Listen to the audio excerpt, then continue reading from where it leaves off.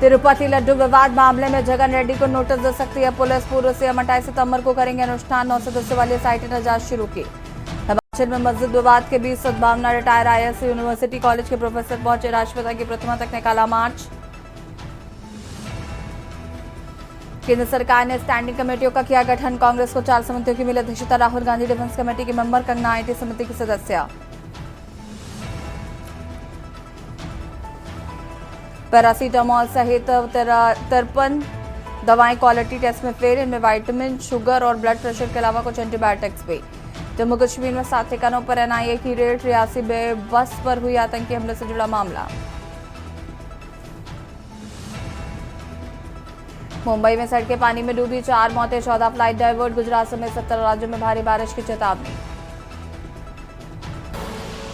आप देख रहे हैं के न्यूज, खबरों का सारथी।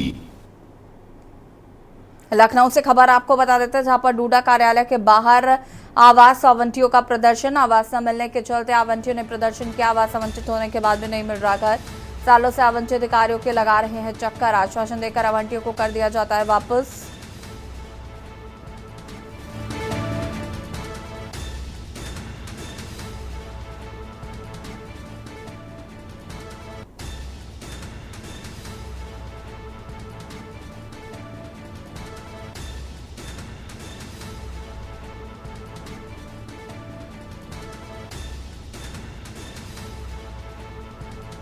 दस मार्च को पीएम कार्यक्रम में चाबी देकर ले ली थी वापस। 2021 में आवास आवंटित होने के बाद भी नहीं मिल रहा आवास। आज फिर अधिकारियों ने आश्वासन देकर किया वापस।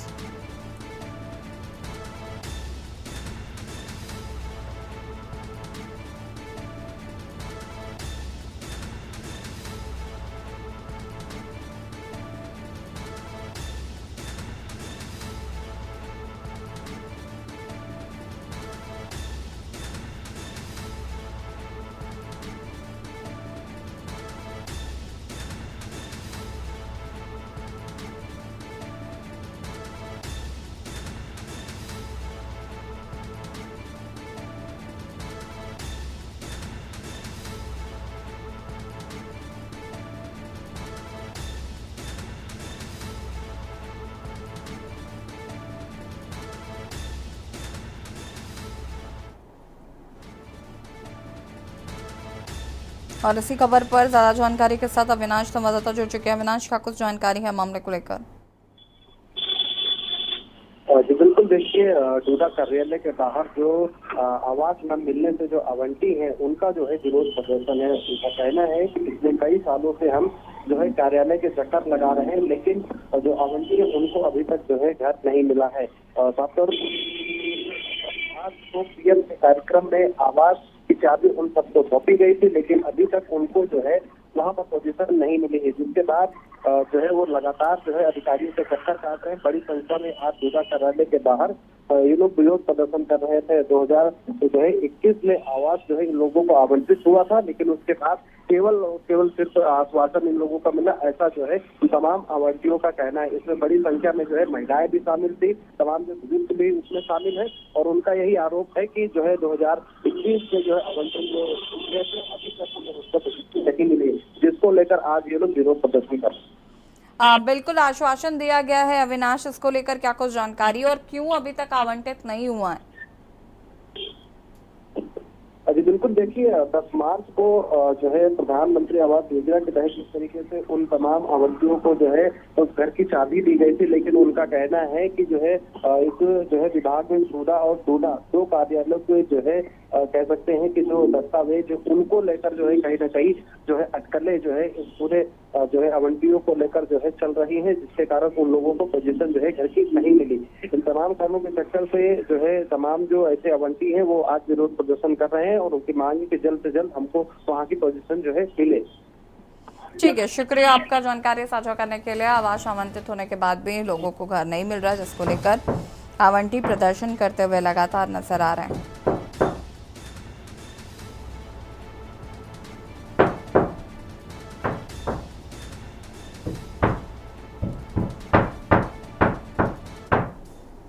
लखनऊ से खबर, जहां पर भारतीय किसान यूनियन आज करेंगे धरना प्रदर्शन। किसानों की विद्युत समस्या को लेकर प्रदर्शन। विद्युत विभाग द्वारा सुनवाई न होने को लेकर प्रदर्शन, विद्युत विभाग द्वारा किसानों को प्रताड़ित करने का विरोध। ट्रैक्टर ट्रॉली लाठी डंडों से लैस प्रदर्शन करने पहुंचेंगे किसान, सीएम आवास की तरफ भी किसान कर सकते हैं कूच। भारतीय किसान यूनियन नवदगुट के किसान करेंगे धरना। अलीगंज के विद्युत वितरण खंड पूर्णिया कार्यालय का मामला बताया जा रहा है।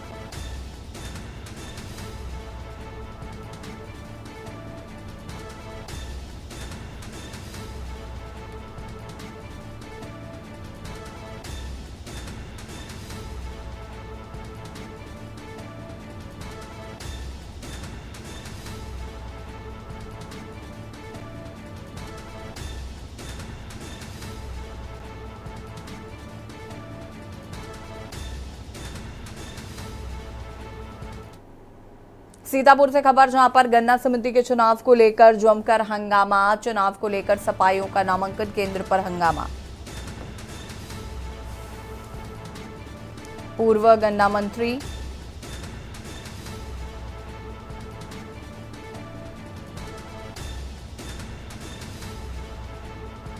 और पूर्व विधायक पहुंचे नामांकन केंद्र, किसानों के संग पहुंचे नामांकन केंद्र। आक्रोशित सपाइयों ने काउंटरों को घेरा, कर्मचारियों ने खुद को गन्ना भवन में किया बंद।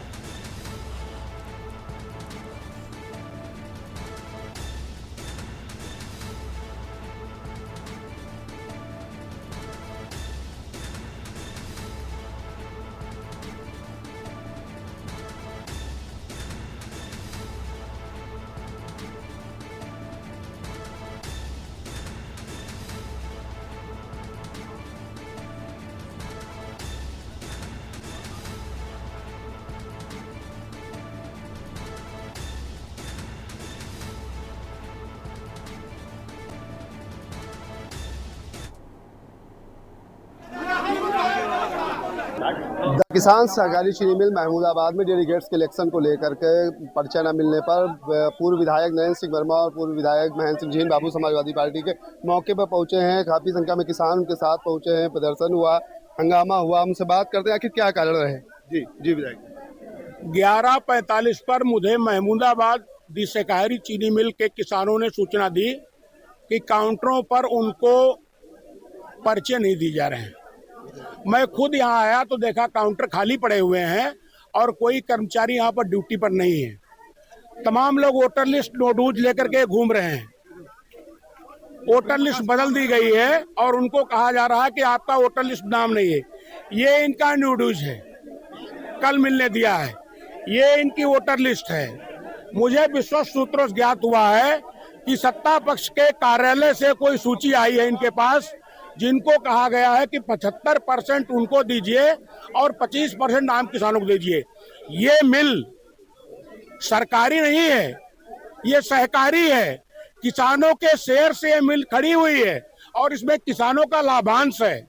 किसानों के लाभांश से मिल चलती है तो निश्चित तौर पर जैसे कल लोकतंत्र की हत्या पूरे जनपद में की गई, आज हम हमारे साथी पूर्व विधायक जीन बाबू जी और महमूदाबाद, सेवता और फतेहपुर तहसील के सैकड़ों हजारों किसान यहाँ पर आए हैं कि वो अपना नामांकन पत्र फाइल करें।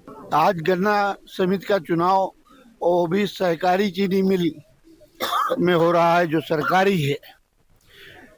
कल हम लोग वहाँ थे सीतापुर में, जो 6 जगहों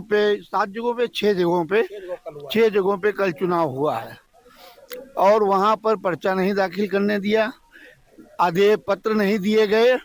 उसके बाद हम लोग डीएम से मिले। डीएम से मिलने के बाद में फिर मौक धरना भी दिया गया अंबेडकर मूर्ति के सामने, लेकिन सरकार के कानों पर कोई जू नहीं देगी। आखिर ये छोटे चुनाव जो ये जनता ही लड़ सकती है, जिस जनता ने हम लोगों को बनाया है, जिस जनता ने सरकार को बनाया है, वो अगर ये छोटे चुनाव भी नहीं लड़ पाएगी, उनका ये हक छीना जाएगा। अब हम पंची का चुनाव भी दखल दें, प्रधानी का भी दें, जिला पंचायत में भी दें, प्रमुखी में भी थे। तो फिर अगर हम सब कुछ सरकारें को करना है तो ये प्रक्रिया बंद कर दीजिए। चुनाव क्यों कराते हैं? नामित कर दीजिए सबको और अपने नामजद करके और चुनाव की प्रक्रिया खत्म कर दीजिए। तो एक तरफा चुनाव होगा, जिसको आप चाहोगे, जिसका नाम दे दोगे वही अपना डेलीगेट हो जाएगा, वही डायरेक्टर हो जाएगा, वही चेयरमैन हो जाएगा। फिर ये सब नौटंकी करने की क्या जरूरत है? सीतापुर की द किसान सहकारी चीनी मिल में आज गन्ना समितियों का चुनाव को लेकर नामांकन पत्र बिक्री का दिन है। नामांकन पत्र खरीदने के लिए यहाँ पर डेलीगेट्स लोग आ चुके हैं। लगभग 200 पदों पर डेलीगेट्स के लिए चुनाव का नामांकन का पर्चा आज खरीदा जाएगा और भरकर शाम तक जमा किया जाएगा। अभी तक काउंटरों पर पर्चे नहीं आ पाए हैं। यहाँ पर जो डेलीगेट्स के पद के लिए चुनाव में पर्चा खरीदने लोग आए हैं वह खाली हाथ ही हैं। अभी इंतजार कर रहे हैं। अधिकारियों से वार्ता चल रही है कि आखिर कितनी देर में पर्चे बिक्री शुरू होगी। देखने वाला अब आपको दिखा दें कि ठीक गन्ना विभाग के इस कार्यालय के आसपास भारी संख्या में लोग इकट्ठा हुए हैं। पुलिस बल तैनात है। पुलिस लगातार लोगों को, जो डेलीगेट्स के अलावा भीड़ है, उसको दूर रहने के लिए कह रही है। वहीं जो लोग पर्चा खरीदने के लिए आए हैं उन्हें पर्चा खरीदने के लिए कहा जा रहा है। अब देखने वाली बात यह होगी कि इन डेलीगेट्स में जो कल बीते दिन सीतापुर की अन्य चीनी मिलों में विवाद उत्पन्न हुआ था कि जो पर्चे नहीं मिले थे, कई जगह पर पर्चा खरीदने के बाद पर्चा फाड़ने का भी मामला सामने आया था। धोरारा सांसद आनंद भदौरिया इस मामले को लेकर डीएम से मिले थे, शिकायत की थी। डीएम ने भी एआरओ के पेश कसे थे और मामले में साथ ही साथ कल वह प्रदर्शन भी कर रहे थे। अब देखने वाली बात यह होगी कि नामांकन पत्र कितनी देर में यहाँ पर बिक्री शुरू हो पाती है। सीतापुर से के न्यूज़ के लिए दीपक गुप्ता। और सीधे आपको ले चलते हैं देहरादून, जहां पर उत्तराखंड के मुख्यमंत्री पुष्कर सिंह धामी क्या कुछ कह रहे हैं, सुन लेते हैं। 1000 भर्तियां बिना किसी नकल के पारदर्शिता के साथ संपन्न हुई हैं और उनके माँ बाप जो कि अपने बहुत सामान्य स्थितियों में रहकर अपने बेटे बेटियों को पढ़ाते हैं, लिखाते हैं, तैयारियां करवाते हैं, उनके इंटरव्यू इत्यादि आप सब लोगों ने स्वयं देखे हैं। उन प्रतिभागी जो चयन जिनका हुआ है उनका भी देखा है। इसके अतिरिक्त बहुत सारी चुनौतियां हमारे सामने आती रही हैं। वो सब चुनौतियों पर आप सबकी शुभकामनाएं हमेशा रही है, आप सबका सहयोग रहा। तो अभी मैं जो आज विशेष रूप से आपसे बात करने वाला हूँ उसमें है कि उत्तराखंड के अंदर एक कानून हमारे यहाँ पर प्रचलित है। उसमें जो नगर निकाय क्षेत्र से बाहर है, जिसमें 250 वर्ग मीटर भूमि कोई भी बिना अनुमति के खरीद सकता है। एक ऐसा हमारे यहाँ पहले से इस प्रकार का प्रावधान बना हुआ है, लेकिन इसमें संज्ञान में आया है कि ये कानून बनने के बाद बहुत सारे लोगों ने अपने ही परिवार के अलग अलग नामों से कई सारे भूखंड खरीद लिए, जो कि इन प्रावधानों को, जिन उद्देश्यों के साथ इसका प्रावधान किया गया था उसके अंतर्गत नहीं आता है। और हम ऐसी सभी ज़मीनें जो इस प्रकार से खरीदी गई हैं उनका हम विवरण तैयार करा रहे हैं और ऐसे लोगों के विरुद्ध सख्त कार्रवाई की जाएगी। और जितनी भी ज़मीनें इस प्रकार की निकलेंगी जिनके साथ इसका प्रावधान किया गया था उसके अंतर्गत नहीं आता है, और हम ऐसी सभी ज़मीनें जो इस प्रकार से खरीदी गई हैं उनका हम विवरण तैयार करा रहे हैं और ऐसे लोगों के विरुद्ध सख्त कार्रवाई की जाएगी। और जितनी भी ज़मीनें इस प्रकार की निकलेंगी जिन्होंने जो प्रावधानों के अंतर्गत नहीं आते लेकिन ज़मीनें खरीदी हैं, वो सारी ज़मीनें राज्य सरकार में निहित की जाएंगी। और यह भी संज्ञान में आया है कि 2017 में जो इस कानून में जो बदलाव किए गए थे उसके जो परिणाम हैं वह भी बहुत सकारात्मक नहीं आए। जो पहले क्या था कि शासन स्तर पर उसकी अनुमति दी जाती थी, वो अनुमति जिलाधिकारियों को दे दी गई और उस जिला जो 12.5 एकड़ जो इसकी अधिकतम सीमा थी वो ख़त्म कर दी गई थी। ऐसे जो प्रावधान हैं इनकी भी समीक्षा करेंगे और आवश्यक होगा तो इन प्रावधानों को भी समाप्त करेंगे, जिससे कि जो ज़मीनों की खरीद फरोख्त है, ज़मीनों की जो एक लैंड बैंक बनाने का और तमाम प्रकार से उसका दुरुपयोग जो हुआ है इन सबको रोकना इसके पीछे हेतु है। और जिन लोगों ने भी जिस उद्देश्य से भूमियाँ खरीदी हैं, चाहे वो पर्यटन के लिए, उद्योग लगाने के लिए, निवेश करने के लिए या व्यावसायिक प्रयोजनों के लिए जिन्होंने भूमि खरीदी और उसके बाद उस भूमि का उन्होंने उस प्रयोजन के लिए उपयोग नहीं किया, ऐसी ज़मीनों का भी हम विवरण तैयार करा रहे हैं। और ऐसे लोगों के विरुद्ध भी जिन्होंने जिस प्रयोजन से भूमि खरीदी और उसका उपयोग नहीं किया, उनके खिलाफ भी सख्त कार्रवाई की जाएगी। और ऐसी ज़मीनें भी राज्य सरकार में निहित की जाएंगी जो इन कानूनों के तहत जिस प्रयोजन के लिए ली गई थी, लेकिन वो प्रयोजन उन्होंने पूरा नहीं किया।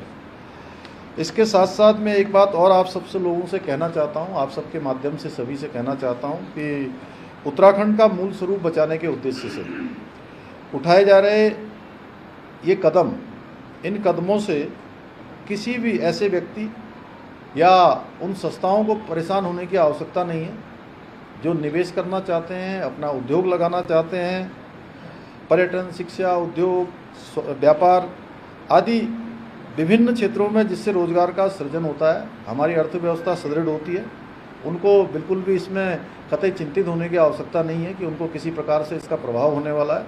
वो काम हम बिल्कुल भी प्रभावित नहीं होने देंगे, क्योंकि हमारी प्राथमिकता है कि निवेश भी हो, यहाँ पर्यटन के क्षेत्र में, उद्योग के क्षेत्र में, स्वास्थ्य के क्षेत्र में, शिक्षा के क्षेत्र में। लेकिन जहाँ भी इस प्रकार का दुरुपयोग हुआ है वहाँ पर हम इस पर सख्त कार्रवाई करेंगे। और हमारी सरकार भू कानून है, मूल निवास है, जो ऐसे मुद्दे हैं, इन सभी मुद्दों को लेकर हम हमेशा से संवेदनशील रहे हैं। हम संवेदनशील हैं और अगले बजट सत्र में हम उत्तराखंड की जो भौगोलिक परिस्थितियों के अनुरूप, इस पर चूँकि पहले से एक कमेटी बनी हुई है, कमेटी काम कर रही है, प्रारूप बनाने के लिए कमेटी का गठन भी किया हुआ है, मुख्य सचिव की अध्यक्षता में उसमें काम चल रहा है। और इसके अनुरूप एक बृहद भू कानून लाने के लिए हम प्रयासरत हैं कि हम इसमें एक भू कानून लाएंगे। और जिस प्रकार मार्च 2021 से अब तक लंबे समय से चले आ रहे अनेक मामले ऐसे थे और जिन मामलों पर फैसले नहीं हो पा रहे थे, उन सभी मामलों पर हमने फैसले भी लिए हैं। चुनौतीपूर्ण मामले रहे हों, उनका भी निस्तारण किया है, हमारी ही सरकार ने किया है। उसी प्रकार में आप सबके माध्यम से देवभूमि उत्तराखंड की जनता को ये विश्वास दिलाना चाहता हूँ, जो उत्तराखंड में है और देश दुनिया के किसी भी कोने में है, हम इस भू कानून के मुद्दे को, इसका भी समाधान हमारी ही सरकार करेगी। इसमें कोई संशय नहीं है, हमारे मन में किसी प्रकार का कोई संदेह भी नहीं है। हम सबकी भावनाओं के अनुरूप, सबकी संभावनाओं के अनुरूप, सारे हमारे पक्षों से वार्ता करने के बाद सभी जो विशेषज्ञ हैं अनेक विषयों के, उन सब का परामर्श लेकर हम इस पर भी काम करेंगे और इस पर भी निर्णय लेंगे।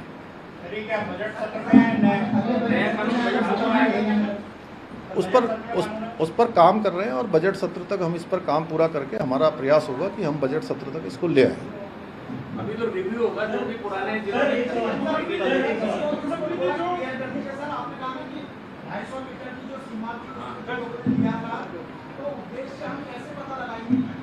नहीं, वो नहीं, मैं बता रहा हूँ क्या है वो, मैं समझ गया। आप थोड़ा सा ऐसा है कि जैसे आप हैं, आपकी धर्मपत्नी है या आपके बच्चे हैं जो कमाते नहीं हैं, जो आपके ऊपर आश्रित हैं, वह आपका परिवार की जो परिभाषा है, और वो परिवार की परिभाषा के अंतर्गत जो लोग आते हैं वो 250 मीटर ले सकते हैं। लेकिन आपने भी लिया है प्लॉट और आपकी पत्नी ने भी लिया है, तो वो इस कानून का उल्लंघन है।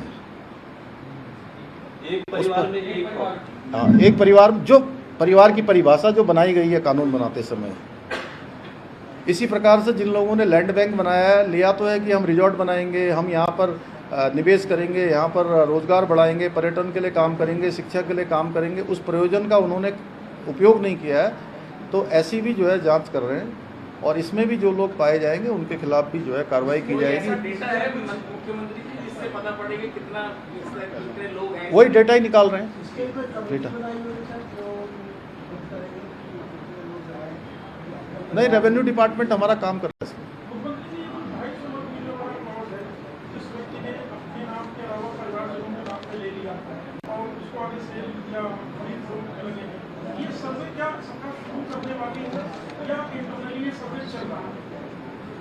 नहीं, ये इसकी सबकी जांच हम करवा रहे हैं और ऐसे आंकड़े सभी जिलों से भी एकत्र कर रहे हैं और जो भी इसमें इसके प्रावधानों के अंतर्गत जिसने भी इनका उल्लंघन किया है वो जो मैंने कहा है उसके अंतर्गत आएंगे। ये जो 250 मीटर वाला जो आप लोग कह रहे हैं, किसके ऊपर लागू होगा सर?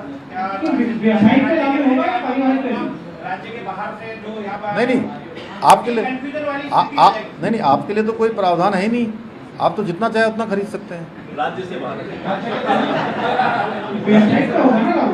राज्य से बाहर नहीं,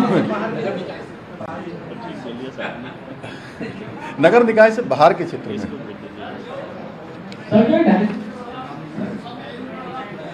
और इसके साथ साथ आज विश्व पर्यटन दिवस भी है।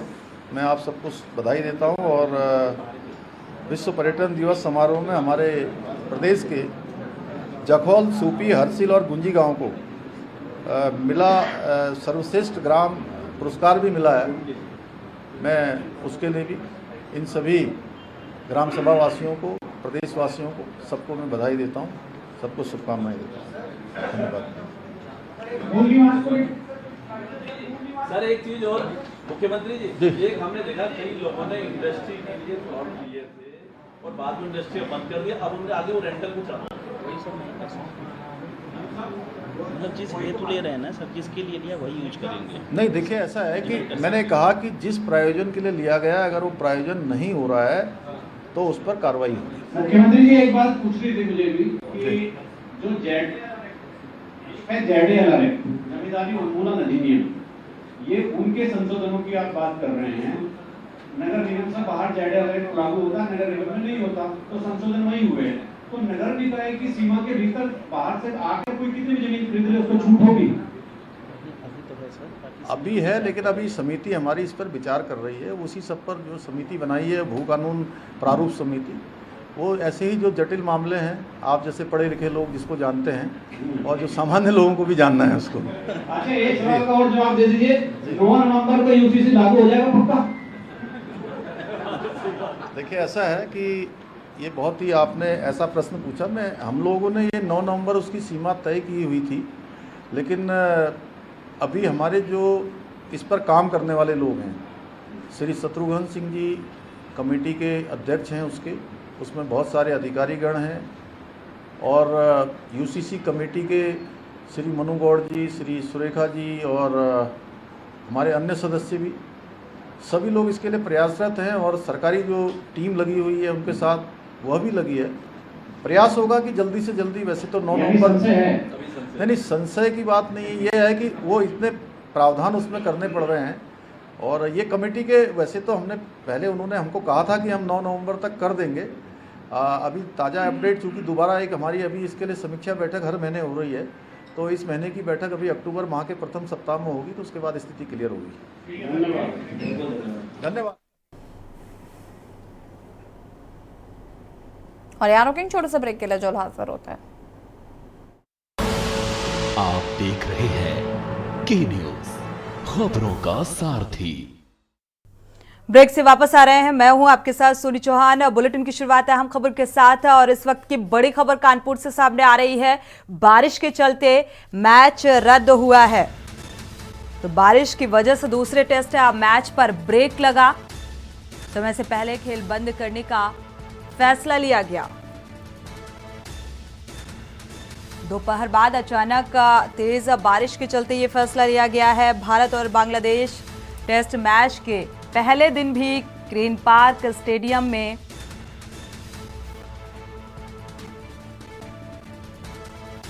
काफी जमावड़ा नजर आया। एक तरफ जोश इस मैच को लेकर, दूसरी तरफ जो बारिश है खलल बनती हुई नजर आ रही है और इसी के चलते मैच बंद करने का फैसला लिया गया है। सुबह से आसमान पर छाए हुए थे बादल और लगातार मौसम विभाग ने भी अनुमान पहले से ही जताया था कि बारिश होने की संभावनाएं हैं और यह सिलसिला आगे भी जारी रहेगा। और इसी को देखते हुए ये फैसला लिया गया है, समय से पहले खेल बंद करने का फैसला।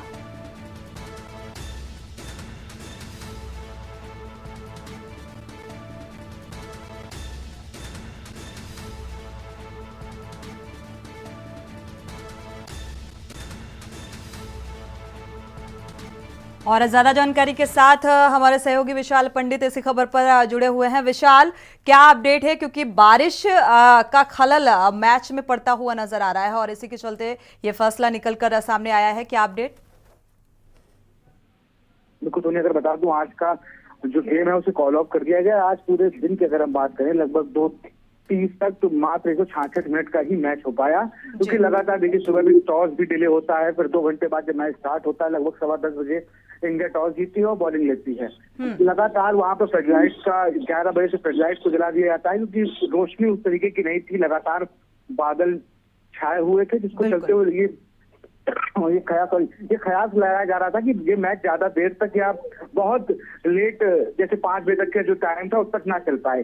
लेकिन तब भी 35 ओवर का मैच हुआ और भारतीय टीम ने 3 विकेट बांग्लादेश के चटकाए भी। और देखना होगा कल जब ये मैच, आज तो फिलहाल बारिश अभी रुकी है, ग्राउंड में पानी का ड्रेनेज सिस्टम इस बार यूपीसीए और बीसीसीआई की तरफ से कुछ नए इंतजाम किए गए थे। सुपर शॉपर ज्यादा आए हुए थे तो उनसे ग्राउंड को सुखाने का काम लगातार किया जा रहा है। कवर जिस तरीके से ग्राउंड स्टाफ बढ़ाया गया था, कई बार ये शिकायत आती थी कि यहाँ पर ग्राउंड स्टाफ की कमी है और सुपर शॉपर नहीं सही से काम करते। लेकिन आज फिलहाल जब पानी बरस रहा था सुबह भी और अभी भी, जैसे पानी रुका है तुरंत पूरे जो सपोर्ट स्टाफ है ग्राउंड का और जो भी इस बार ड्रेनेज सिस्टम की व्यवस्था की गई थी उसको तुरंत एक्टिव कर दिया गया।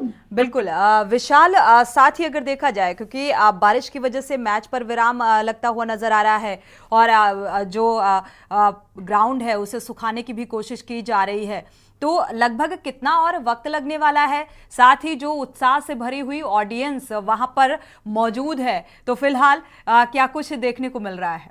उत्साह में कमी?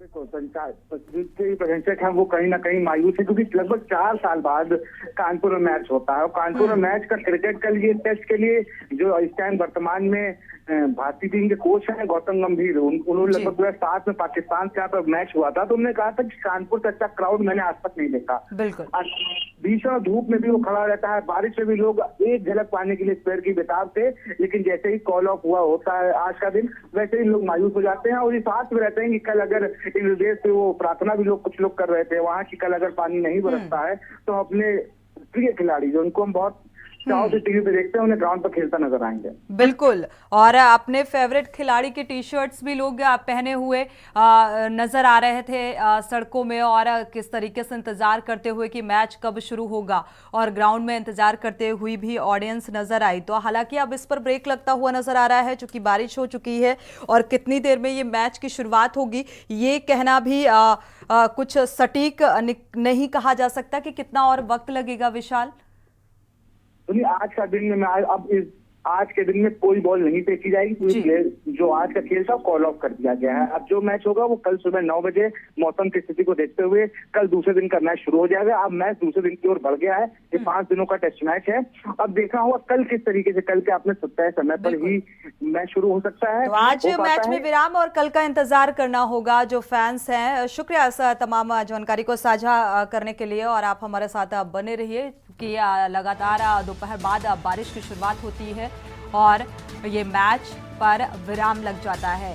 अब देखना ये होगा कि कल मौसम का मिजाज इस मैच में खलल डालेगा या नहीं, क्योंकि अब कल ये मैच खेला जाएगा। समय से पहले खेल बंद करने का ये फैसला लिया गया है बारिश के चलते।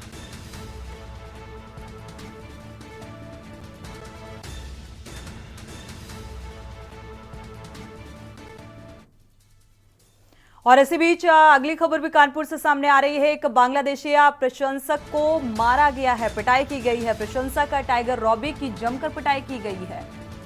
कहा जा रहा है कि चेन्नई मैच में वो चिल्ला रहा था भारत हमारा दुश्मन है, क्योंकि पिछले दिनों जो तस्वीरें सामने आई भारत और बांग्लादेश के रिश्तों को लेकर और इसको लेकर ये कहा जा रहा है नारेबाजी की और इसी के चलते भारतीय क्रिकेट प्रेमियों ने धुनाई कर दी।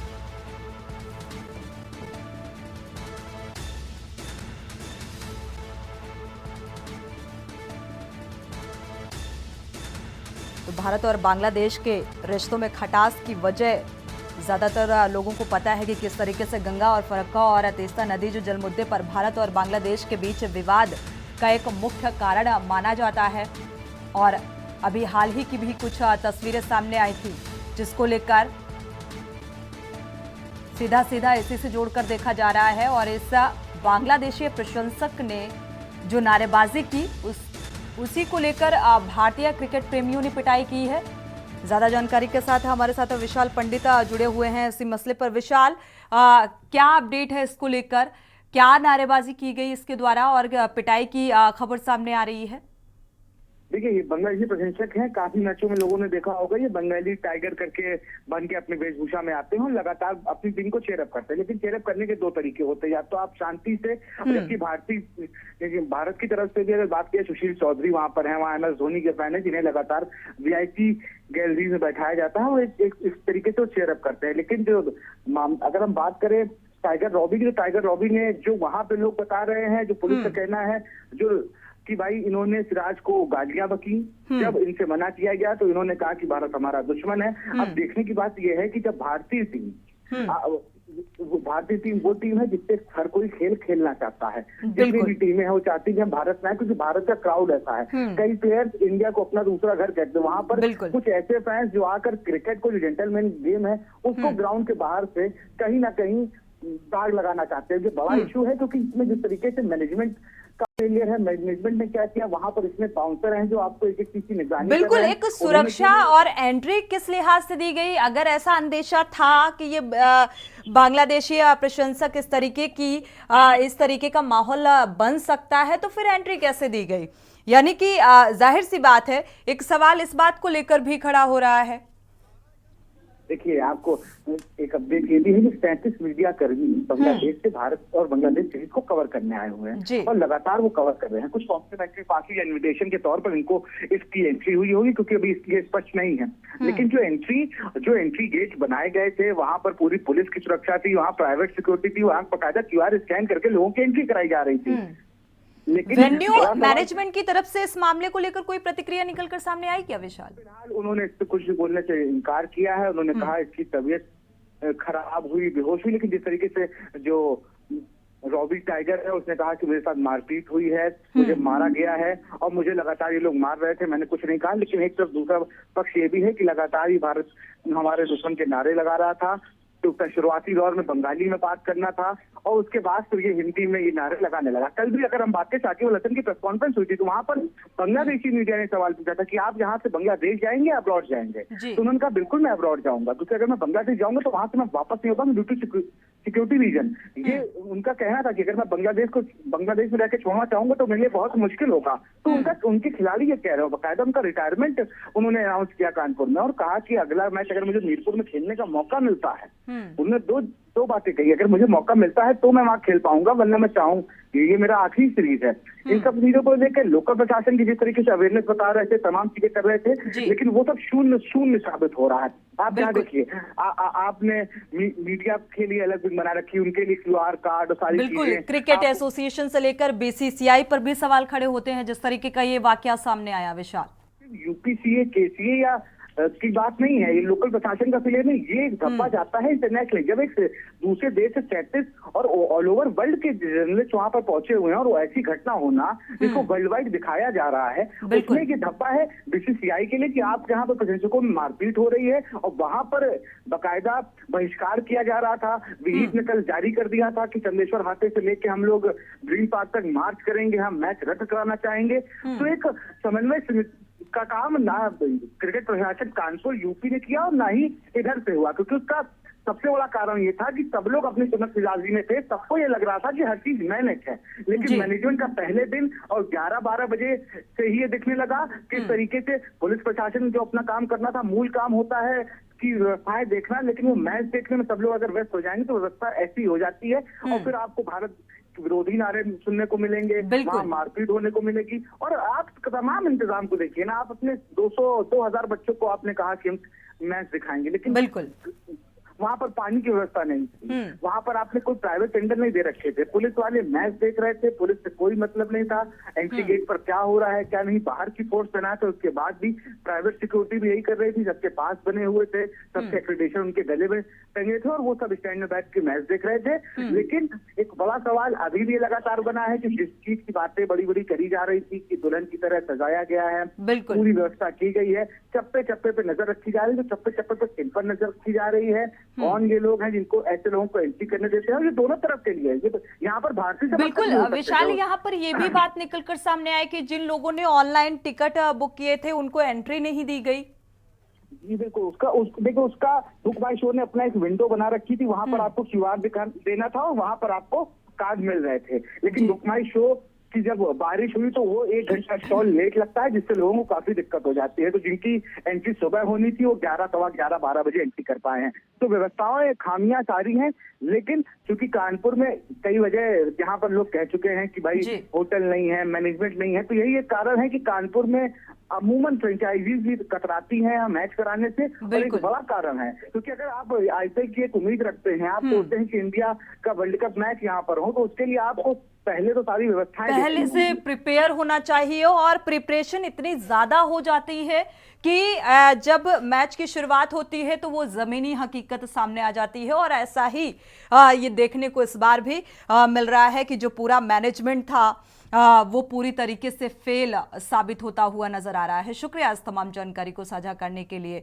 तो फिलहाल ये बांग्लादेशी प्रशंसक है टाइगर रॉबी, जिसकी जमकर पिटाई की गई है क्योंकि भारतीय क्रिकेट प्रेमियों ने पिटाई की है क्योंकि भारत हमारा दुश्मन है, इस तरीके की नारेबाजी करता हुआ नजर आया और इसी के चलते पिटाई की गई। लेकिन वो तमाम जो व्यवस्थाएं जिनका दावा किया जा रहा था उसकी जमीनी हकीकत भी सामने आ रही है, और जो वेन्यू मैनेजमेंट है उस पर भी सवाल खड़े हो रहे हैं। लोकल प्रशासनिक स्तर पर जो तैयारियां की गई थी उसको भी लेकर सवाल कि आखिर आपने किस तरीके की तैयारियां की हैं। और यहाँ पर जो तमाम प्रशंसक जो अपने खिलाड़ियों को, अपने पसंदीदा खिलाड़ियों को देखने के लिए पहुंचे हुए थे, वो भी कहीं ना कहीं मायूस होते हुए नजर आए।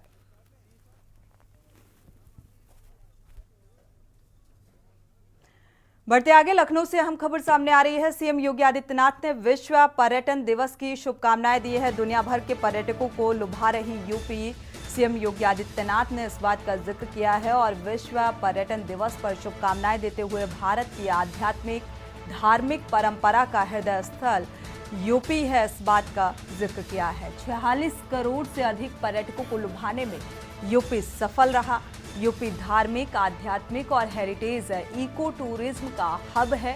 रोजगार सृजन में भी बड़ी भूमिका निभा रहा है यूपी। महाकुंभ में लगभग 40 करोड़ श्रद्धालु के आने की संभावना जताई गई है। लखनऊ से खबर, सीएम योगी आदित्यनाथ ने विश्व पर्यटन दिवस पर शुभकामनाएं देते हुए पर्यटन दिवस में आध्यात्मिक और धार्मिक परंपरा का हृदय स्थल है यूपी, इस बात का जिक्र करते हुए नजर आए। तो 40 करोड़ लोगों के आने की संभावना भी जताई है। अगली खबर लखनऊ से सामने आ रही है। डांस का एक वीडियो बनाने पर रोक लगाई गई है, मांग की गई है और आसफी इमामबाड़ा में वीडियो बनाने पर ये रोक की मांग है। शिया सेंट्रल वक्फ बोर्ड के चेयरमैन अली जैदी ने ये मांग की है। हुसैनाबाद ट्रस्ट से वीडियो बनाने पर रोक की मांग है। मुख्यमंत्री और गृह विभाग से साजिश की मांग की गई और जांच की मांग की गई है। शिकायतों का संज्ञान न लेने पर साजिश की आशंका भी जताई गई।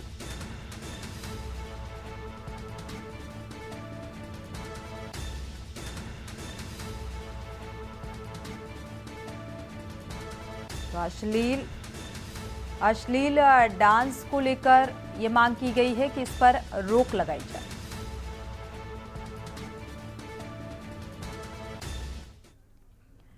लखनऊ से खबर सामने आ रही है। एसबीआई के घोटाले में एफआईआर दर्ज की गई है और प्रतापगढ़ एसबीआई की लीलापुर शाखा में घोटाला हुआ। 4 करोड़ 85 लाख के घोटाले में सीबीआई ने एफआईआर दर्ज की। हाईकोर्ट ने खाता धारकों की अर्जी पर सीबीआई जांच के आदेश दिए थे और तत्कालीन मैनेजर और एक कर्मचारी को नामजद किया गया। बैंक में करोड़ों की हेराफेरी का खुलासा 18 मार्च को हुआ था। घरौरा निवासी हनुमान प्रसाद ने एफडी की जानकारी मांगी।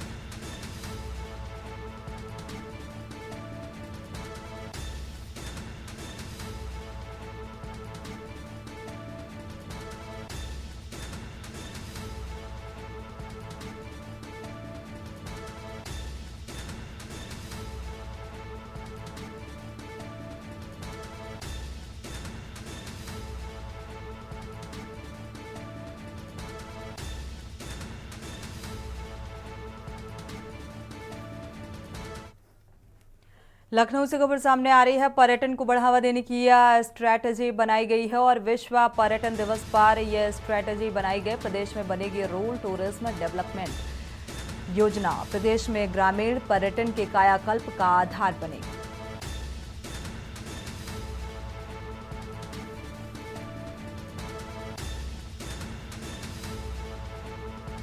प्रदेश में ग्रामीण पर्यटन के कायाकल्प पर ये एक योजना बनाई जाएगी। पर्यटन को कैसे बढ़ावा मिले, इसको लेकर ये योजना बनाई जाएगी।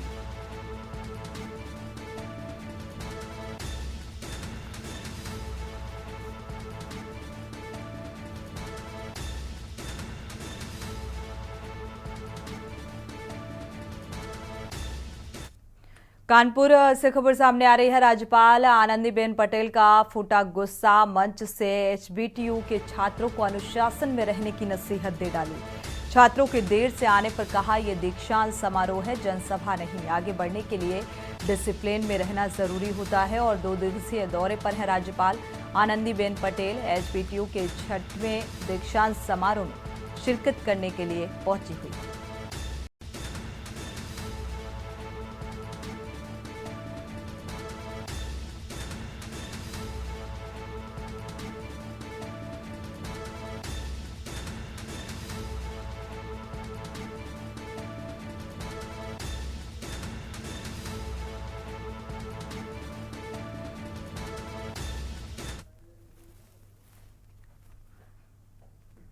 फर्रुखाबाद से हम खबर सामने आ रही है। हिंदूवादी नेता सचिन शर्मा को मिले धमकी। हिंदू महासभा गौरक्षा प्रकोष्ठ के जिलाध्यक्ष हैं सचिन शर्मा और 5 दिन में मौत के घाट उतारने की फोन के जरिए धमकी दी गई। युवा प्रदेश अध्यक्ष के नेतृत्व पदाधिकारियों ने इस बात की हालांकि शिकायत भी की है। सोशल मीडिया पर भी ये वायरल हो रहा है।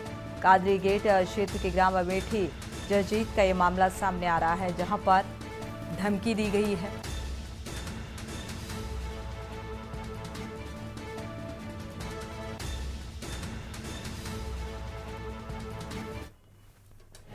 कल हम शाम को 6 बजे 6:39 पर मेरे पास कॉल आती है और बोलता है कौन बोल रहे हो। जब मैंने कॉल ओके किया तो तुरंत किसी को लाइन पर ले लिया, कॉन्फ्रेंस पे ले लिया गया और छोड़ते ही गाली देने लगा। जब हमने इसका विरोध किया तो हमने सोचा उसकी बात समझी आए, क्या कहना चाह रहा, गाली क्यों दे रहा है, वजह क्या आखिर। तो उसने मुझको धमकी दी, 5 दिन का अल्टीमेटम दिया कि हम तुम्हें जान से मार देंगे और मुझे पूरी लोकेशन बता रहा है, मेरी एक लोकेशन दे रहा है मेरे, तुम यहाँ हो, इस समय यहाँ मिलते हो, यहाँ जाते हो, हम तुम्हें खत्म करने 5 दिन के अंदर।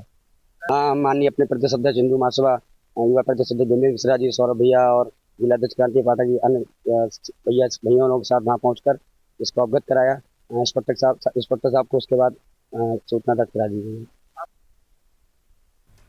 रायबरेली से खबर, अखिल भारतीय मजदूर संघ के नेतृत्व में प्रदर्शन किया गया। सफाई कर्मियों ने कार्य बहिष्कार का प्रदर्शन किया है। लगातार 3 दिनों से प्रदर्शन कर रहे सफाई कर्मी लगातार आक्रोश बढ़ता जा रहा है। नगर पालिका प्रशासन के विरोध में ये प्रदर्शन किया जा रहा है। अपनी 11 सूत्रीय मांगों को लेकर प्रदर्शन, मानदेय न मिलने को लेकर ये प्रदर्शन और साथ ही मांगे पूरी न होने तक प्रदर्शन चलेगा। तो सफाई कर्मचारियों के धरने से सफाई व्यवस्था भी धड़ा। ये हमारा धरना प्रदर्शन का तीसरा दिन है। लगातार आज तीसरा दिन कर्मचारियों के सबसे निचले स्तर के कर्मचारी जो आउटसोर्सिंग कर्मचारी हैं, ठेका प्रसार कर्मचारी हैं, पालिका परिषद में विभिन्न अनुभागों में 600 कर्मचारी करीब कार्यरत हैं। उनका आज दूसरा महीना है, उनका वेतन नहीं दिया जा रहा है। और सबसे बड़ी बात है कि पालिका के कर्मचारियों से 30 दिन का काम लिया जाता है और 26 दिन का उनका मानदेय दिया जाता है और उनको कोई भी अवकाश नहीं दिया जाता है। इसमें हमारे बहुत से पंप ऑपरेटर हैं, सफाई नायक बंधु हैं। ये हमारा जब तक कर्मचारियों के खाते में उनका वेतन नहीं आ जाएगा तब तक ये धरना प्रदर्शन अनवरत चलता रहेगा। औरैया से खबर, हेड मास्टर को निलंबित किया गया है। हेड मास्टर को निलंबन की कार्रवाई हेड मास्टर के खिलाफ बीआरसी सहार में संबंध किया गया है। शिक्षिका ने अश्लीलता का आरोप लगाया, मनमानी से वीडियो बनाने का भी आरोप लगाया और ब्लॉक के भरसेन प्राथमिक पाठशाला का ये मामला सामने आ रहा है।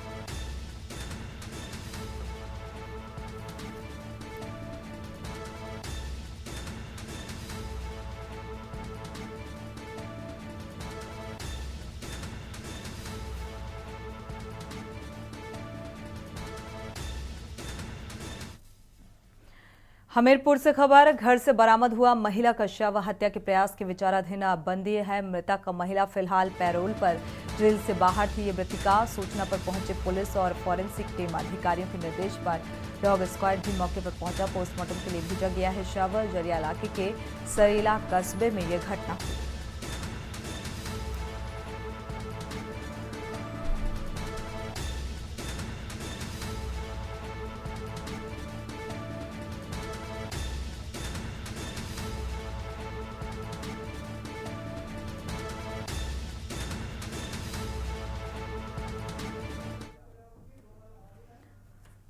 फतेहपुर से खबर, विद्युत विभाग की बड़ी लापरवाही, हाई टेंशन लाइन की चपेट में आने से किसान की मौत हुई है। जानवरों को खेत से चुरा कर आ रहा था ये किसान हाई टेंशन की चपेट में आ गया। 6 फीट लटक रहा था ये हाई टेंशन लाइन। गंभीर हालत में जिला अस्पताल में भर्ती कराया गया। किसान ने अस्पताल में ही दम तोड़ दिया। सोधर थाने की ये घटना बताई जा रही है। बरसात में जो है इस पर दोनों खंभे टेढ़े थोड़ा तार हो गई हिले, तो ये बोझ भर के ला रहा था, इसको बोझ जो है तार छू गई, ये वहीं पे गिर गया। तो उसका भाई उठा के लाया रोड पे, फिर वहाँ से लाया गया। तुरंत हम यहीं लाए हैं। समथिंग 1 घंटा हुए, 1 घंटे के अंतर्गत ये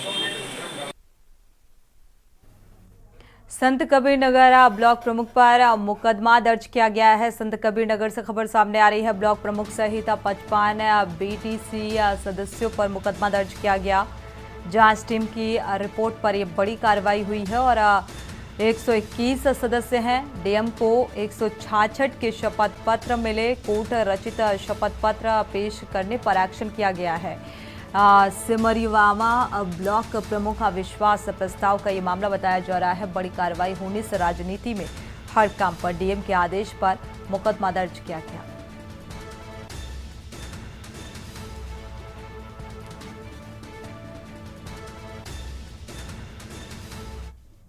के जनपद संत करके ब्लॉक से अन्य के द्वारा कुछ समय पहले 91 शपथ पत्रों के साथ में अविश्वास प्रस्ताव के बारे में डाक के माध्यम से अपना प्रस्ताव भेजा गया था। उसके बाद में ब्लॉक प्रमुख सिमरियावा के द्वारा कुल 75 सदस्यों का शपथ पत्र के साथ में ये पक्ष आया था कि ये सदस्य जो हैं उनके साथ हैं।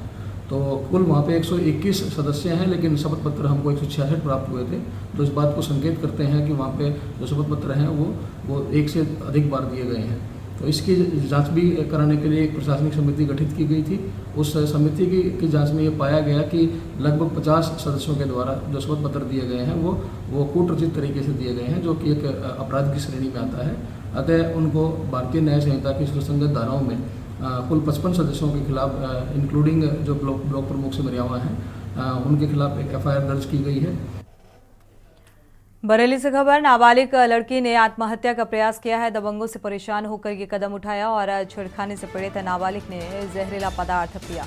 अक्सर पड़ोसी दबंग रास्ते में छेड़खानी करता था। पीड़िता की मां ने न्याय की गुहार लगाई है। नाबालिग का जिला अस्पताल में इलाज जारी है। हालांकि पुलिस इस पूरे मामले की तफ्तीश में जुटी हुई है। जतनगर थाने की ये घटना।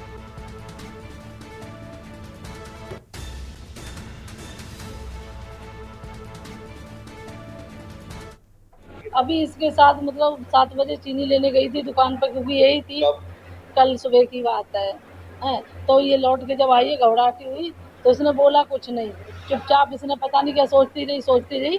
फिर इसने जहर खा लिया है। लास्ट में जब बेहोश हो गई है तब इसे बताया है कि मैंने फिनाइल पिया है। फिनाइल पिया है। उसके बाद में इसने बताया क्यों पिया है, तो बोली कि मतलब उसने मेरा हाथ पकड़ने में छेड़ने की कोशिश करी और मुझे धमकाया। अब हम कुछ नहीं चाहते, बस न्याय मिलना चाहिए। बाराबंकी से खबर, निर्माण सामग्री कारोबारी के घर चोरी हुई है। हजारों की नकदी सहित लाखों के जेवरात चोरी किए गए। कुंडे बंद कर अलमारियां तोड़कर चोरी की गई। पुलिस ने मौके पर पहुंचकर जांच शुरू की है। गृहस्वामी को बिखरा हुआ सामान मिला।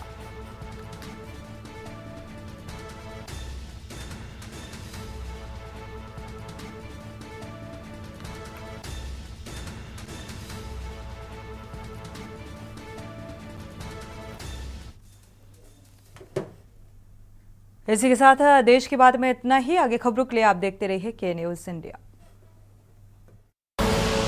आप देख रहे हैं के न्यूज़, खबरों का सारथी।